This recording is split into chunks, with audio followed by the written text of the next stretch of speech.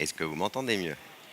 Super. C'était un peu pour vous montrer à quoi ça ressemblait l'expérience d'une personne qui était un petit peu, qui avait un handicap, en l'occurrence soit visuel, soit auditif, quand il se rendait sur un site web ou dans une conf où les slides n'étaient pas adaptés pour lui en l'occurrence.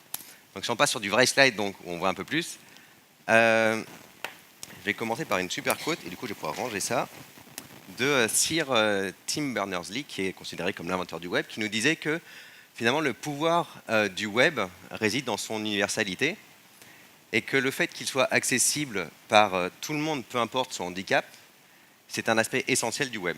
Donc c'est pas hier qu'il a dit ça, et pourtant ça fait un petit moment maintenant que le web existe et on n'est pas encore à l'accessibilité. Donc moi je m'appelle Olivier, comme ça a été superbement présenté, et alors je suis entre deux boulots en ce moment, donc je ne vais pas vous présenter ce que je fais, mais je suis aussi Google Developer Expert dans tout ce qui est web technologie.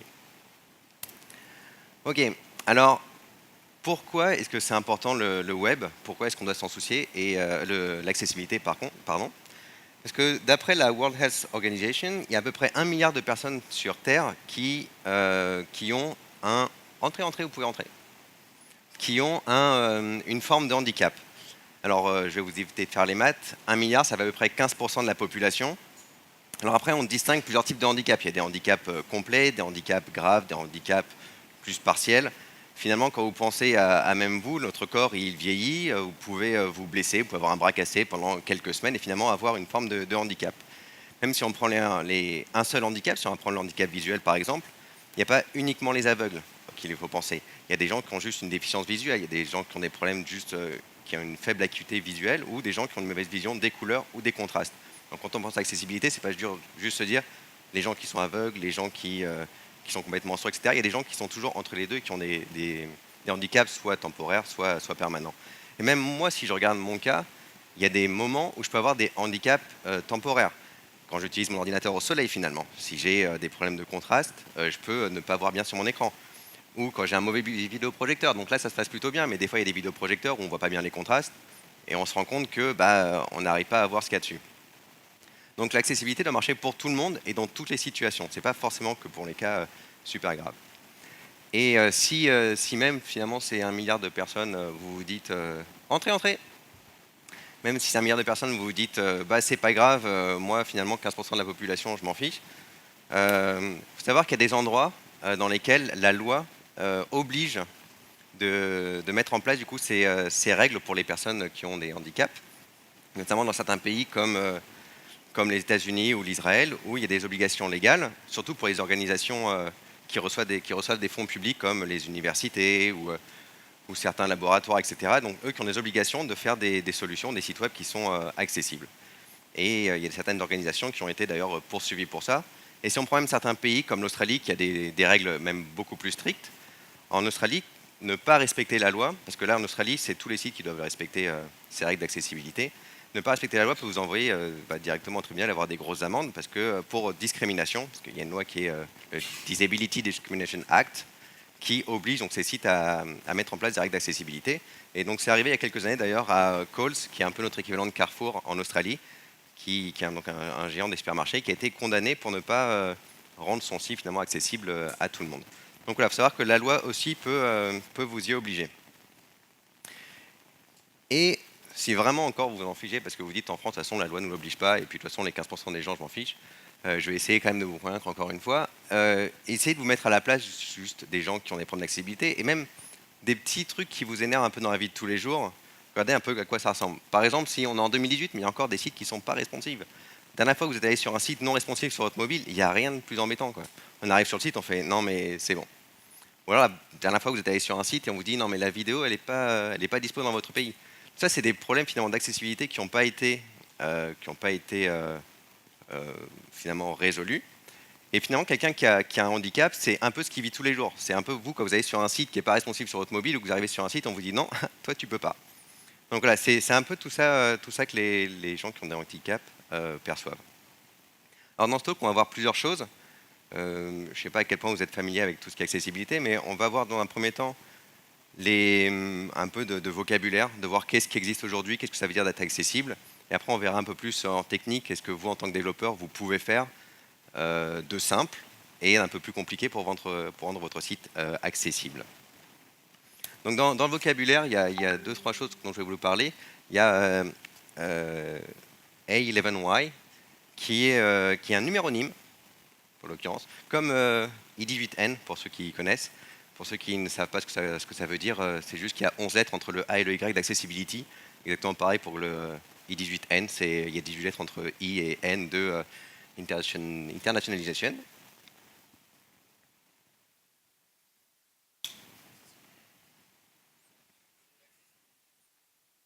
La prise est vachement proche. Ok, on est de retour. Donc voilà, donc A11Y, c'est un effort communautaire finalement pour faciliter l'accessibilité du web. Ils font plein de choses, on en parlera un peu après.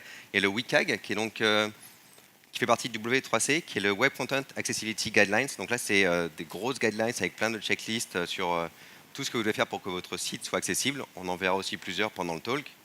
Il y a le WebAIM, qui est donc une organisation non gouvernementale, pareil, dont la mission est d'étendre le potentiel du web, du coup, pour les personnes handicapées. Donc eux, ils fournissent des connaissances, il y a des compétences techniques, ils font des outils aussi. Ils ont écrit des white papers sur des stratégies et des visions que vous pouvez mettre en place dans votre entreprise pour rendre votre contenu accessible aux personnes handicapées. Donc finalement, quand on regarde tous ces trucs, alors j'en ai cité trois parce que c'est les trois plus importantes, mais ça fait pas mal d'initiatives qui existent pour finalement encourager et montrer aux gens à quel point c'est important de faire votre site web accessible. Donc vous pourrez se demander pourquoi est-ce que tous les sites web ne sont pas accessibles aujourd'hui? Parce que c'est chiant, génial. Ok, et effectivement, ça peut être une des raisons, mais c'est pas simple. Il faut savoir que rendre son site accessible, quand on a déjà une solution qui existe, surtout un gros site web, le rendre accessible, c'est pas forcément simple. C'est un peu comme si vous reveniez de 10 ans en arrière, on vous dit, vous avez votre site et il faut le rendre responsive. Alors aujourd'hui, on a l'habitude, on fait un site responsive dès le départ et du coup, ça se développe en même temps que le site web. Mais quand on avait une grosse solution à l'époque et qu'il fallait la rendre responsive, c'était énormément de travail. C'est un peu pareil avec l'accessibilité. Si on y pense dès le départ, c'est beaucoup moins de travail que si on doit transformer une application aujourd'hui en application accessible. Donc ça, c'est un des premiers freins, je dirais. Et le deuxième, c'est que la plupart des développeurs ne sont pas familiers avec le sujet, tout simplement, pour plusieurs raisons. La première, c'est que ça se trouve, vous ne savez même pas que votre site n'est pas accessible aux personnes handicapées. Vous n'avez pas forcément testé. Vous ne savez pas quelle est l'expérience idéale, finalement, pour une personne qui est handicapée sur votre site web, parce qu'effectivement, il y a énormément d'handicap. Et si vous n'avez pas des personnes pour tester, vous ne savez pas comment eux ils perçoivent votre site et comment ils aimeraient bien le percevoir. Et puis parce que peut-être que vous ne savez même pas comment auditer vos sites pour savoir est-ce que mon site il est accessible ou pas. Et juste, on va commencer par ce dernier point parce que finalement, il y a des outils très très simples aujourd'hui que vous utilisez tous les jours, je suis sûr, qui permettent de savoir votre site, alors dans une moindre mesure, s'il respecte le minimum vital, on va dire, pour tout ce qui est accessibilité. Et je parle bien entendu des DevTools de Chrome. Dans les DevTools, vous avez un onglet Audit qui existe maintenant depuis un petit moment qui permet de savoir si votre site il est plein de choses, niveau performance, pour ISO above, c'est tout, etc. Quel score il a. Et il y a une petite case accessibilité. Vous pouvez cocher, qui va vous donner un score sur votre site pour vous dire, ah voilà, votre site, nous on estime que à ce score-là, il est accessible. Alors, il faut le prendre avec des pincettes parce qu'il ne teste pas tout, il teste même une toute petite partie de ce qui est accessible, tout ce qu'on peut trouver facilement finalement dans le DOM. Et non seulement il vous donne un score, mais il va aussi vous donner des conseils pour des choses à améliorer sur votre site. Par exemple, si il manque des halts sur des images ou s'il y a des problèmes sur des boutons, etc. Donc là, vous pouvez utiliser les DevTools assez simplement aujourd'hui. T'as pris ta photo? C'est pour montrer à Zenica? Ok. Alors, qu'est-ce que vous pouvez faire, mis à part les DevTools, donc, qui s'améliore assez régulièrement, mais qui aujourd'hui quand même teste qu'une toute petite partie de ce qui est accessible. Qu'est-ce que vous pouvez faire pour tester facilement si votre site il est accessible?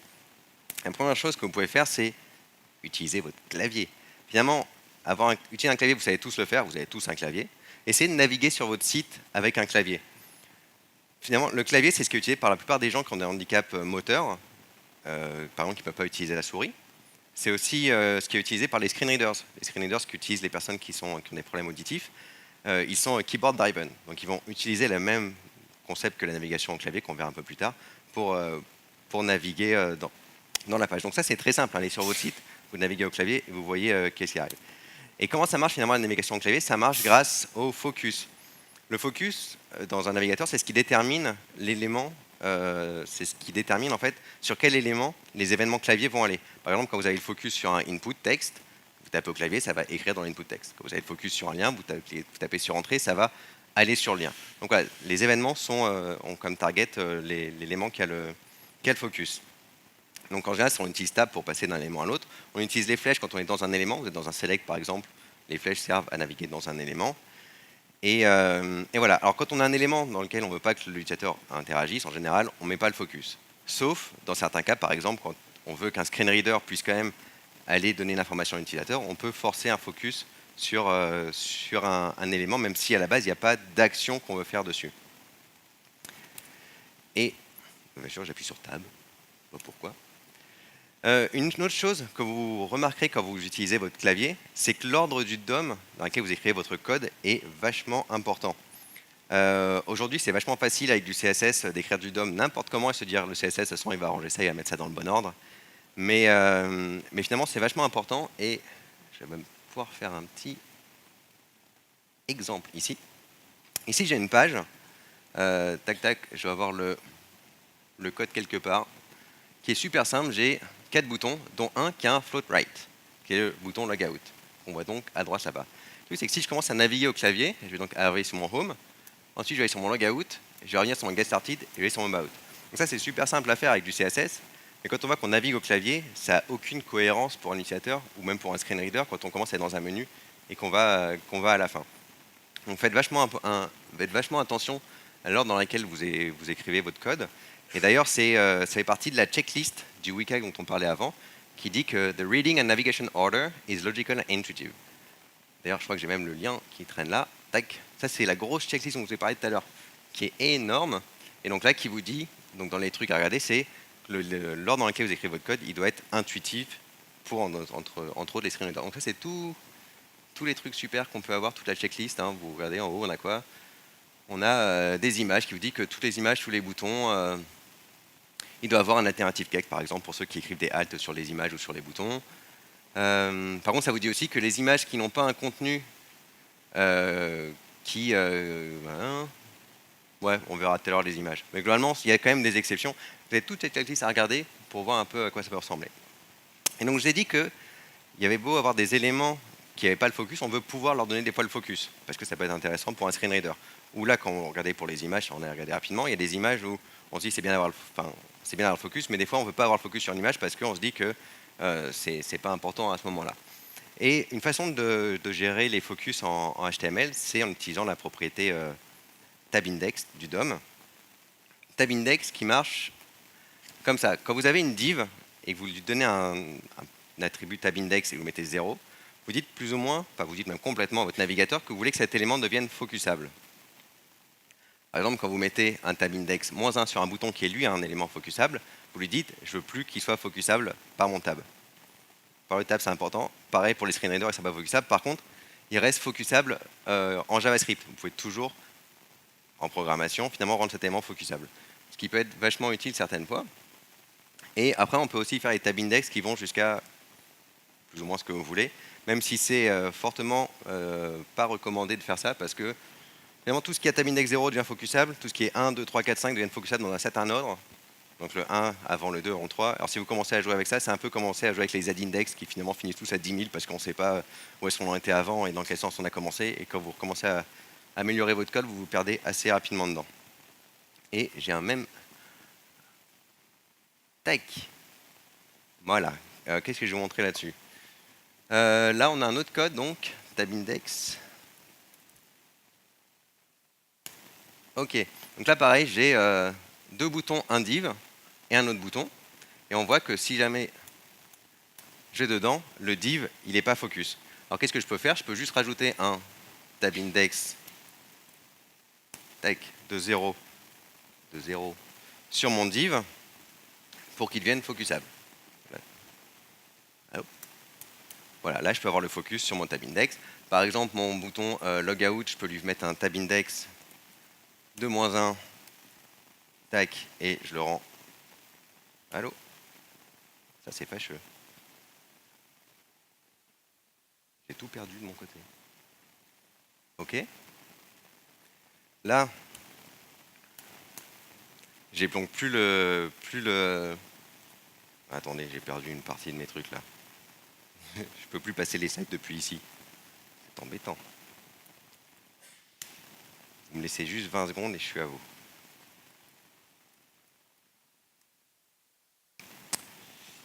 Oh, sérieux, je dois me loguer avec mon téléphone en plus.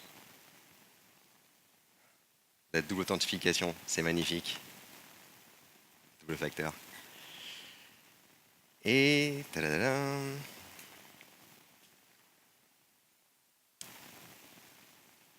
Ok, ok.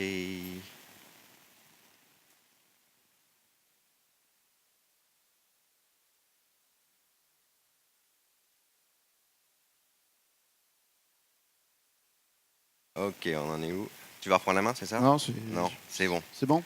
Ok. Là, donc, j'ai dit que donc, le logout était plus focusable. Et voilà. Et voilà. Et une autre chose qu'on peut faire, c'est par exemple, si j'ai mon bouton logout que j'ai dit qui était plus focusable, donc avec la tabulation, je peux quand même lui dire qu'il devient focusable programmatiquement. Donc par exemple, si je lui mets un identifiant égal logout, voilà, qui en fait est dans mon JavaScript. Dans mon JavaScript, je dis juste que quand je charge la page, je veux juste mettre le focus sur ce bouton-là. Donc en lui mettant cet identifiant-là, juste en rechargeant ma page, voilà, le bouton logout prend le focus directement. Donc on peut toujours en JavaScript rendre le focus à un élément. Alors du coup, on peut se demander, mais dans quel cas est-ce qu'on aurait besoin d'utiliser le tab index? Vu que c'est pas forcément recommandé de commencer à jouer avec les éléments HTML qui ont déjà leur... je peux encore passer ça ici, c'est magnifique. Alors, dans quel cas on va pouvoir utiliser le tab index? Si je prends un autre exemple de code, alors là pareil, il faut que je lance avec mon terminal. Hop.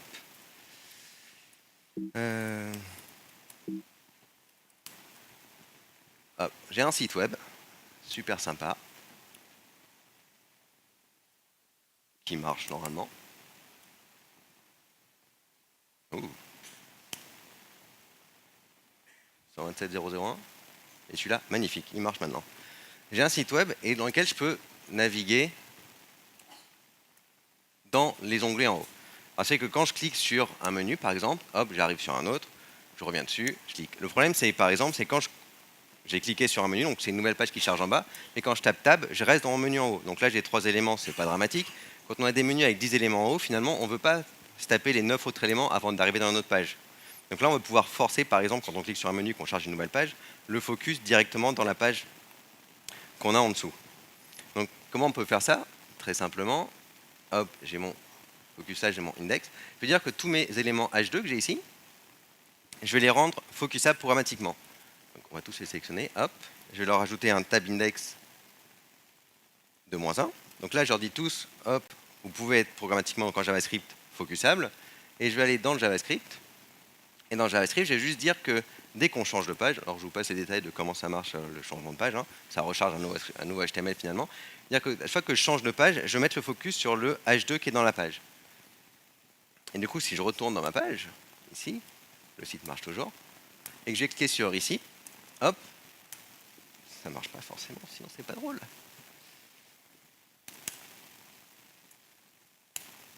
Non, alors ça marche vraiment pas. Qu'est-ce qui marche pas?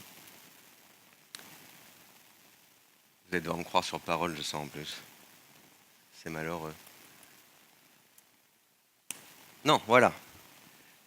Donc là, si je clique sur un menu, finalement, on voit que je mets automatiquement le focus sur le premier élément de la page. Ce qui est, surtout quand on utilise un screen reader et qu'on a des problèmes visuels, donc, qui est vachement intéressant parce que je veux pas, comme on a dit, que mon screen reader il aille après relire tous les menus, les 9 menus qui sont après ceux que j'ai cliqués. On veut directement arriver sur la page et commencer à naviguer sur la page. Donc c'est des cas dans lesquels on peut vouloir utiliser directement le tab index. On peut aussi vouloir utiliser pour ce qu'on appelle les keyboard traps. Les keyboard traps, pour ceux qui ne connaissent pas, ça arrive quand vous utilisez des bibliothèques qui ne sont pas très bien codées. Par exemple, il y a beaucoup de bibliothèques d'autocomplétion. Vous avez un champ texte et vous commencez à faire une recherche dedans et ça vous propose l'autocomplétion. Et quand vous tapez tab en général, ça sélectionne celui sur lequel vous êtes. Ce qu'en général, non, mais ça arrive avec les mauvaises bibliothèques, c'est que avec le tab, il est impossible de sortir ce champ texte. Chaque fois que vous tapez tab, ça sélectionne là où vous êtes et impossible de passer sur le prochain champ texte. Ce qui est, pour le coup, ce qu'on appelle un keyboard trap pour un screen reader ou quelqu'un qui fonctionne qu'au clavier parce qu'il ne pourra jamais passer à la suite de votre formulaire. Mais des fois, on peut vouloir créer des keyboard traps. C'est le cas par exemple quand vous allez sur un site, alors j'ai pris un site d'actualité qui a le problème cubique. Dans les modales, ça arrive souvent dans les modales. Là, ça arrive souvent dans les modales que vous ouvrez le modal, vous n'avez pas le focus sur la modale. Donc déjà, c'est bien. Ils vous mettent le focus directement sur la modale. Et si on veut naviguer au clavier, donc on voit, je suis dans le premier, je suis dans le deuxième, pas s'oublier.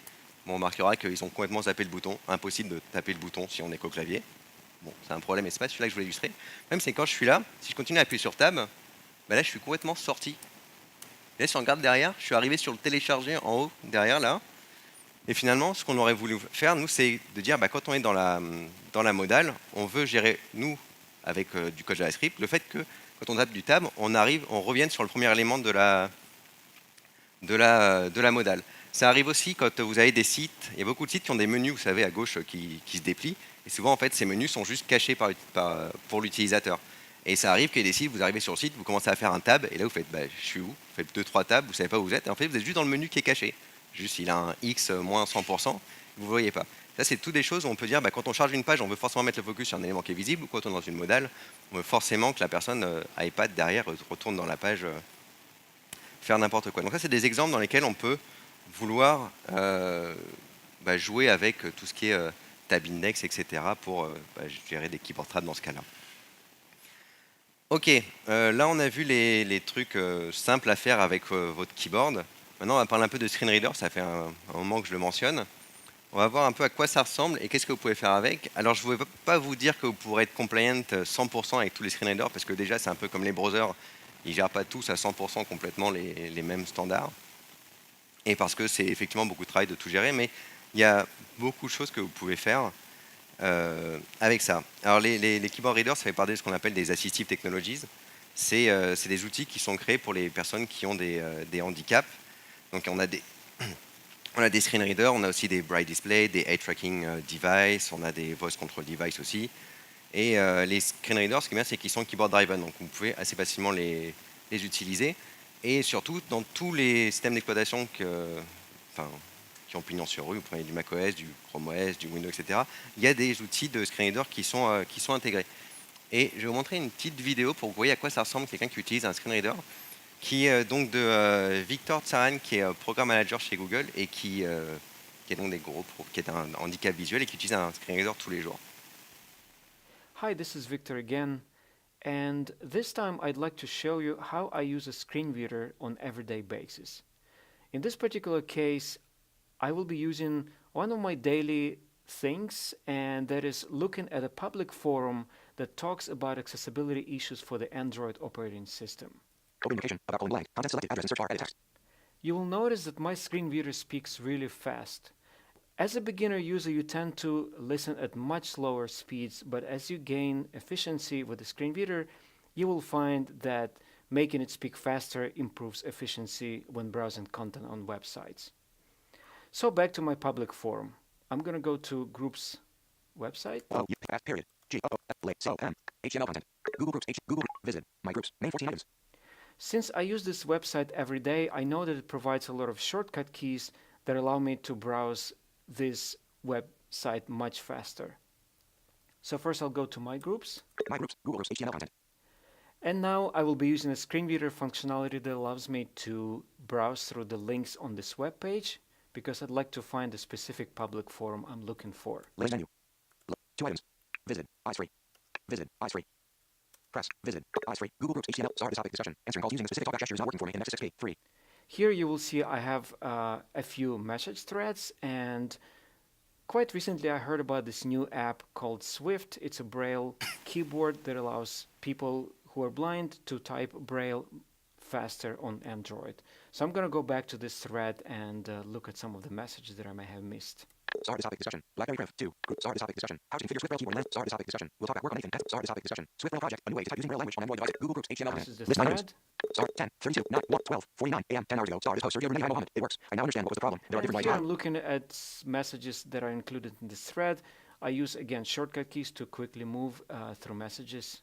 1:21 a.m. 10 hours ago. Sorry, this host Mohammed. Sergio. Thank you for your reply. Yes, as you described, back button will close the search box of Google Play app. That's why I implemented hiding the keyboard with other alternatives. I'll save 9:47 a.m. 1 hour ago. Sorry, this host Sergio Renee Kyle. I saved the custom label file. Talk about underline, custom underline, labels underline 050222016 in Dropbox. I did a downgrade to 10:32 a.m. 53 minutes ago. Sorry, this host Sergio Renee Kyle. Sorry, I am trying to create a new topic. I sent a message in the wrong place. I hope now it will work. Okay, Group, this gives me some idea as to what people may have responded since the last time I looked at this thread. So I'm going to go back and see if there's anything new since the last time I looked at this forum. Sorry, topic discussion. We'll talk about work on anything. That's running on Android 5. Yeah, there's Sorry, topic discussion. quite a bit to read. Sorry, topic discussion. But anyway, I hope this gives you a quick glance into how I use a screen reader on an everyday basis. Ok, ça va Hi, vite. Hein. this is Victor again. And this time I'd like to show you how I use a screen reader on an everyday basis. Pas besoin. Donc voilà, cette vidéo vous montre, déjà il y a un truc dont on ne s'est pas parlé avant, les screenshots dans les sites. Alors effectivement c'est que sur les gros sites populaires, mais ça peut être effectivement pratique pour les personnes qui naviguent régulièrement dessus et qui n'ont pas envie à chaque fois de se taper tous les menus, etc. Mais ça a l'air compliqué à première vue. Alors, vous n'êtes pas obligé d'utiliser la même vitesse que lui quand vous utilisez un screen reader, lui il a l'habitude. Mais comme je l'ai dit, sur tous les systèmes qu'on utilise, il y a des screen readers. Alors moi, dans ce cas-là, je vais utiliser un petit outil dans Chrome, une Chrome extension qui est pas mal si vous voulez tester votre site sans que votre ordinateur entier commence à parler dès que vous changez de fenêtre, etc. Vous avez une extension qui est sympa dans Chrome qui s'appelle Chromebox, qui permet d'activer justement un screen reader que quand vous êtes dans Chrome et dans des éléments HTML finalement, ce qui vous évite d'avoir votre ordinateur entier qui commence à parler. Pour voir un peu comment marche tout ce qui est screen reader et comment un utilisateur qui entend finalement sait sur quoi il est, on va parler un peu d'HTML, on va revenir un peu au basique et on va parler de sémantique.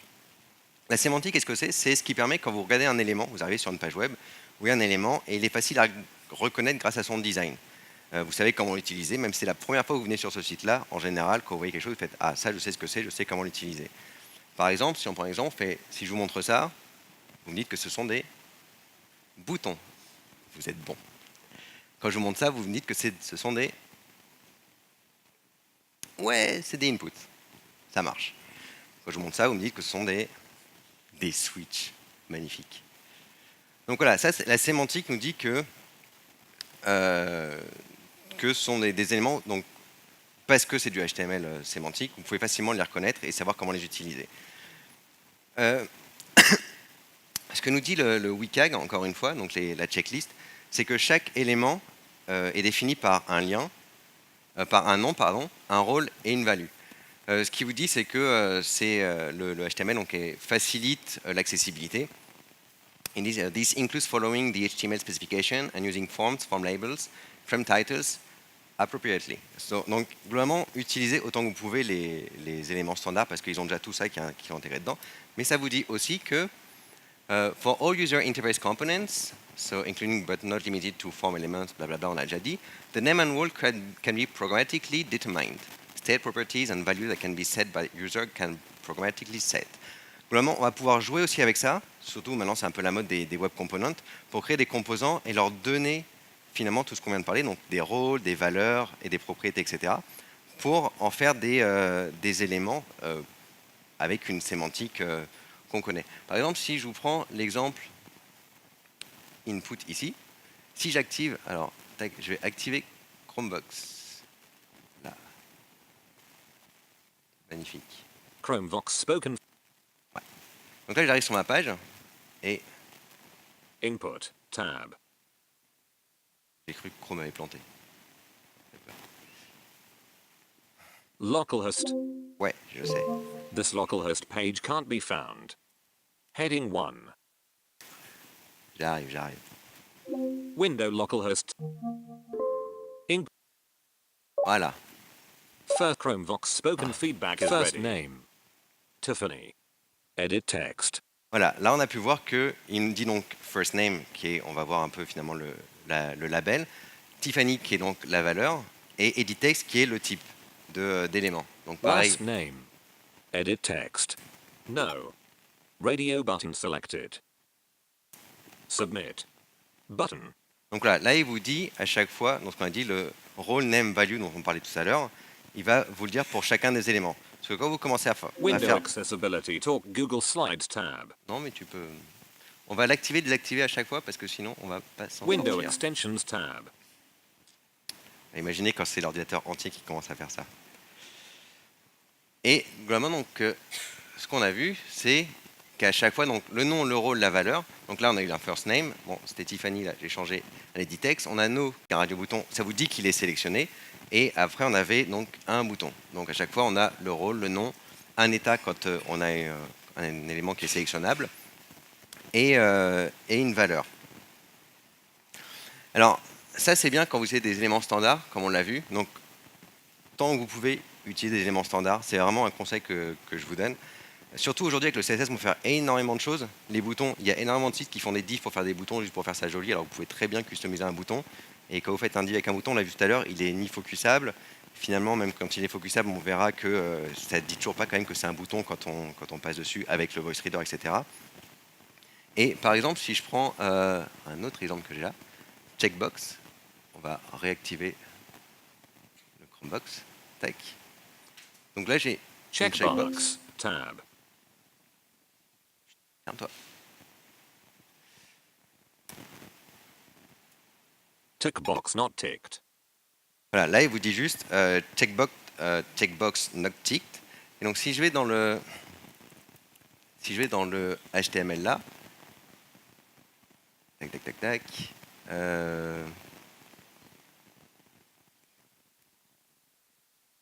checkbox. Ah, voilà. Bon, on a entendu qu'il nous a dit juste Window checkbox not ticked. checkbox tab. Mais finalement, on ne sait pas à quoi ça correspond. Et pareil, c'est un des trucs qu'on voit souvent dans les sites. Il y a beaucoup de sites qui écrivent une checkbox, qui ne disent pas ce que c'est à côté, ou alors qui le disent sans forcément le relier à la checkbox. Donc là, un truc super simple que vous pouvez faire, c'est définir des labels. Franchement, je recommande énormément que vous, à chaque fois, définissiez des labels quand vous créez des checkbox. C'est super simple. Vous faites un label fort. Voilà, c'est compliqué de taper dans le Chromevox spoken feedback is ready. Merci. Juste en rajoutant des labels comme ça sur votre checkbox ou alors en incluant directement la checkbox dans le label, c'est des choses qu'on peut facilement faire pour que le... Window checkbox tab. on sait. Checkbox. Check if you agree. Voilà, là j'ai Checkbox, rajouté not un label. ticked. C'est des choses, rajoutez pas juste à côté de votre checkbox. C'est reparti à zéro. Ah, c'est le temps qui reste. Super. C'est penser à mettre des labels. Je vais pas revenir sur les tab index au début, mais si, allez, on va revenir dessus parce qu'on a un peu de temps. Le tab Tab index, index, pareil, quand tab. vous êtes là, Home. Button. il vous dit que c'est un bouton. Si vous vous souvenez, Get started. le get started, on l'a rendu focusable tout à l'heure, mais c'est pas un bouton. Si on veut le rendre en bouton, hop, dans le tab index, finalement, il est où le tab index get started? Il va falloir que je lui rajoute un rôle en lui disant que c'est un bouton. Donc on a vu tout à l'heure que, Tab index. Get started. Button. voilà. Donc tout à l'heure, on a mis un tab index dessus, on fait ah c'est bon, c'est focusable, je peux faire un div pour faire un bouton. On se rend compte qu'il faut quand même rajouter un rôle bouton aussi, et c'est pas les seules choses qu'il faut rajouter. Donc c'est pas si trivial que ça finalement. Extensions. Tab. Ouais. À la prochaine.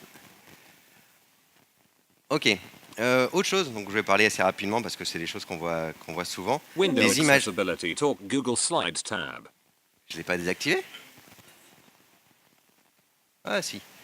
Les images. Qui ici met des alt sur toutes ces images? Ouais. Qui en met sur aucune? Et les autres, vous en mettez des fois, c'est ça? Ok. C'est bien, parce qu'au final, il y a beaucoup de gens qui se disent ah c'est pas bien, il faut mettre des alt sur toutes les images. C'est pas forcément vrai. Il y a beaucoup de cas où vous voulez pas forcément mettre des alt sur des images. Savoir que quand une image c'est donc un élément focusable pour le coup pour les text readers. Et mais vous avez des fois vous n'avez pas forcément envie qu'il y ait un focus dessus. Alors, quand vous mettez pas de alt, vous mettez un alt vide, ça rend l'image non focusable. Et c'est utile dans certains cas, par exemple quand vous avez une search bar sur votre site, donc un input text qui est search, et à côté vous avez une petite image avec une loupe. Évidemment, vous n'avez pas envie que la personne elle s'arrête sur la search bar, ça lui dit que c'est pour faire une recherche, et sur la loupe qui va lui dire que c'est aussi finalement pour lui indiquer à côté c'est un champ de recherche. Pareil, quand vous avez des boutons avec une image dedans, vous n'avez pas besoin de dire deux fois au mec, bah, c'est un bouton qui fait ça, et dedans l'image elle affiche ça. Autant mettre directement sur le bouton, et dans ce cas-là, rendre des images qui ne sont pas forcément focusables. Voilà, c'était juste un petit vite fait sur les images. Donc pour savoir... Window accessibility. Talk Google Slides tab. Ah, ça va être long s'il fait ça tout le temps. Je vous en ai parlé du coup très rapidement tout à l'heure des DevTools. Une chose qu'on peut voir dans les DevTools qui est pas mal aussi, c'est l'Accessibility Tree. tout le monde connaît le DOM tree, qui est quelque chose qui est créé par votre navigateur à partir de votre code HTML finalement, qui sont des éléments du DOM. Savoir qu'il y a l'accessibility tree qui existe aussi, qui est la même chose en mode un peu simplifié par le navigateur, qui va être utilisé entre autres par les screen readers. C'est un peu comme si vous aviez une page des années 90 finalement. On enlève plein de choses qui servent à rien, mais qui est utile pour le screen reader. Vraiment, à quoi ça ressemble un accessibility tree, c'est ça, vous avez votre site web et pour chacun des éléments, il va lui mettre donc, ce qu'on a vu tout à l'heure, le rôle, le nom, la valeur, etc. Et dans les DevTools, quand vous êtes dans Elements, il y a un sous-onglet Accessibility dans lequel vous pouvez voir l'accessibility tree. Et on peut voir, comme on a dit tout à l'heure, donc pareil, là j'ai un champ first name et je peux voir la valeur, le rôle, tous les codes ARIA. Donc on verra ARIA, qu'est-ce que c'est juste après. Et là, ça vous donne plein d'informations sur vos éléments. Donc ça, c'est bien pour tous les éléments qui existent ou les éléments qu'on trique un peu. On va parler un peu plus des éléments custom, et il me reste assez de temps, c'est cool. Donc la plupart des éléments, on a vu, ont une sémantique implicite, et ils sont automatiquement reconnus par le navigateur. Mais quand vous faites aujourd'hui des web components ou des composants un peu design, comme on l'a vu tout à l'heure, vous pouvez rajouter un tab index si vous voulez, pour ajouter un rôle si vous voulez, mais il y a quand même plein de choses que vous devez faire en plus si vous voulez qu'un screen reader, par exemple, le comprenne. Et donc, dans ce cas-là, c'est encore une fois les checklists que vous devez aller voir. Et notamment, ce qu'on parlait tout à l'heure de Way Aria. Donc, là, tout premier truc que je vais vous présenter, tout ce qui était vocabulaire. Et si on regarde par exemple un radio-bouton. Un radio-bouton, tout le monde sait ce que c'est, on l'utilise tous les jours. Mais c'est le genre de choses qui est compliqué à faire en CSS si on veut modifier un radio-bouton. Donc, il y a des gens qui se décident, qui font, ah ben on va refaire un radio-bouton avec des inputs, des divs, et on s'amuse comme on fait avec le JavaScript. Finalement, vous avez sur ce site tous les comportements de tous les éléments standards du web. Donc si vous voulez refaire un radio-bouton, on va vous demander de respecter le comportement d'un radio-bouton normal pour votre propre élément. Donc par exemple, un radio-bouton va vous dire que quand il reçoit le focus, si jamais il y avait un radio check dedans, c'est lui qui aura le focus. Si jamais il n'y avait aucun qui a été checké dedans, c'est le premier élément qui va prendre le focus. On va vous dire que quand vous tapez space, ça focus l'élément, le radio-bouton. Quand vous naviguez avec les flèches, quand vous allez à droite ou en bas, ça va passer le focus sur celui d'après, ça va rendre focus celui d'avant. Donc voilà, vous avez pour tous les éléments qui existent le comportement standard que vous devez avoir dans une page web. Hop. Voilà. On peut aussi modifier les éléments existants. C'est-à-dire que vous avez un bouton, vous pouvez vouloir dire que ce bouton, je veux d'un seul coup qu'il devienne un switch. Donc c'est des choses que vous pouvez faire. Est-ce que j'ai le temps de faire? Non, j'ai pas le temps de faire une petite démo, mais globalement, si j'ai le temps. Allez, on grappillera sur autre chose. Ouais, ça va, ça passe. Il y a une démo qui est intéressante sur les checkbox. Est-ce que vous voyez checkbox? Non, pas celui-là. Un autre checkbox. Voilà, magnifique. Là, si j'active vite fait mon extension, tac. Il était où là? Chromevox spoken feedback is Ah ouais. ready. Ah bah, bien sûr, ça a disparu. C'est juste parce que Custom le temps- checkboxes. Tab. Là, j'ai donc en bas 2 vraies checkbox et en haut 2 checkbox que j'ai fait moi-même, que j'ai programmées. Finalement, elles sont ni focusables, ni je ne peux pas interagir avec. Et elles sont là. Finalement, donc là, j'ai 2 input type checkbox, j'ai 2 divs de type checkbox. Et finalement, c'est assez simple de les rendre focusables. J'ai donc rajouté un tab index 0. Je vais leur rajouter un rôle de type checkbox. Je vais leur mettre... Alors la première, je vais lui dire qu'elle est checked. Et je vais lui mettre un aria checked à true. Donc là, je vais globalement dire aria, qui est donc le système qui est utilisé pour les screen readers entre autres, qui va lui dire que je veux qu'il soit considéré comme sélectionné. Et donc là, avec tout ça déjà, Window ça custom. devient... Custom checkbox. Tim Tams. Tickbox tick. Ça vous dit ce que c'est, ça vous dit que c'est sélectionnable, etc. Par contre, il y a une chose que ça ne fait pas, c'est que niveau programmation, si jamais je clique sur la checkbox en dessous, ça ne va pas quand même changer la valeur du check de la checkbox. Donc j'ai toujours quand même un petit peu de JavaScript à faire. Donc ça, c'est le JavaScript de ma checkbox. Et je vais devoir aller... alors là, finalement, c'est déjà fait dans le code. Mais je vais devoir aller programmatiquement changer moi-même dès que le toggle est changé pour lui dire que le check change. change, le checked dans l'élément HTML. Donc voilà, ça suffit pas de faire juste du HTML pour rendre notre truc. Non, j'ai oublié de t'enlever. Window. Pour rendre notre truc, Extensions. notre Tab. élément complètement compatible avec un screen reader. Effectivement, ça le fait, mais pas. J'en ai pour 10 secondes. Mais pas forcément. Donc voilà ce qu'on a dit. Là, on peut changer un rôle, un bouton en switch. Dernier slide. Je vous ai parlé de rôle. Donc on a vu switch, on a vu rôle bouton, on a vu rôle checkbox. Il faut savoir qu'il y a énormément de rôles qui existent. Ça, c'est tous les éléments que vous pouvez refaire finalement, qui ont une sémantique définie par le W3C, que vous pouvez refaire. Donc vous faites un div, vous pouvez donner n'importe quel rôle, du moment que derrière vous faites le JavaScript qui va faire en sorte que ça marche bien, et vous mettez tous les éléments ARIA qui vont faire que ça marche bien, que le screenreader va savoir que c'est de rôle, qu'il y a le tab index, etc. Ça, c'est tous les rôles que vous pouvez assigner à un élément. Je vous ai mis quelques liens que vous retrouverez sur les slides parce que de toute façon c'est filmé. Je vous conseille Alicast, qui est fait par un Googler sur YouTube, où il vous explique, c'est des vidéos de 2 minutes sur tous les trucs super sur l'accessibilité. Et je vous remercie de votre écoute.